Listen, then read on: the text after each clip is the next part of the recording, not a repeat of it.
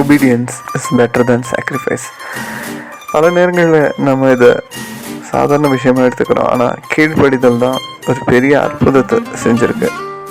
இந்த பழைய ஏற்பாட்டில் நம்ம பார்க்கின்ற 2 சம்பவங்கள், எலியா அந்த சாரிபாத்தோட ஏழை பெண்ணுக்கிட்ட கேட்ட அந்த உணவாகட்டும், எலிஷா நாமான் கிட்ட சொன்ன அந்த ஒரு சின்ன செயலாகட்டும், அந்த யோர்தான் ஆற்றில் போய் 7 முறை குடிக்க சொன்னதும், சாரிபாத்த பெண்ணுக்கிட்ட எனக்கு உணவு சமைச்சிட்டு வா, உனக்கு உணவே இல்லைனாலும் பரவாயில்ல எனக்கு செஞ்சுட்டு வா அப்படின்னு கேட்டதாகட்டும்.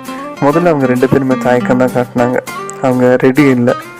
ஆனால் அவங்க எப்போ அவங்க பேச்சுக்கு கீழ்ப்படிந்தாங்களோ அவங்க வாழ்க்கையில் அற்புதம் நடந்தது. இப்போ நம்ம வாழ்க்கையை எடுத்துக்கலாம். Are we ready to obey God? இறை வார்த்தைக்கு கீழ்ப்படிவோமா? ஆமீன்.